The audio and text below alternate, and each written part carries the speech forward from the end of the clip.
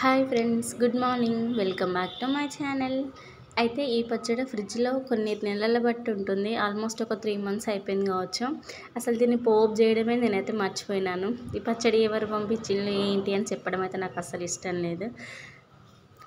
అంతే. ఇంకా ఇష్టం లేనప్పుడు ఈ పచ్చడి నువ్వెందుకు వేసుకొని తింటావని మీరు అనుకోవచ్చు. అస్సలు నేను దాన్ని తినను. ఎందుకంటే మన ఇంటికి చాలామంది వచ్చిపోతుంటారు కదా. ఒకవేళ వాళ్ళు వచ్చినప్పుడు ఏదైనా సడన్గా లేకపోతే కొంచెం పచ్చడితోనైనా తినేవాళ్ళు ఉంటారు, లేదంటే పచ్చడి ప్రియులు ఉంటారు కదా, వాళ్ళ కోసమైనా మనం చేయాల్సిందే. సో ఇంక ఇక్కడైతే నేను పోపు కోసం అయితే అన్నీ రెడీ పెట్టేసుకున్నాను. ఆయిల్ కొంచెం వేడి కాగానే దాంట్లో ఫస్ట్ మన వెల్లుల్లి అయితే వేసేసినాను.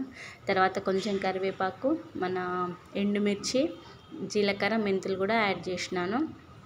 ఇంకా ఇవన్నీ పోపోయిన తర్వాత ఏముంటుంది, నెక్స్ట్ మన పచ్చడి ఏదైతే ఉందో దాంట్లో మిక్స్ చేసుకోవడమే కదా. అయితే నేను ఏమనుకున్నానంటే ఆయిల్ చాలా వేడెక్కగానే బంద్ చేసి కొంచెం చల్లబడ్డాక ఇవన్నీ వేసినా కానీ అస్సలు ఫ్రై అవ్వట్లేదు. మళ్ళీ ఆన్ చేసి ఆఫ్ చేయడమే సరిపోయింది.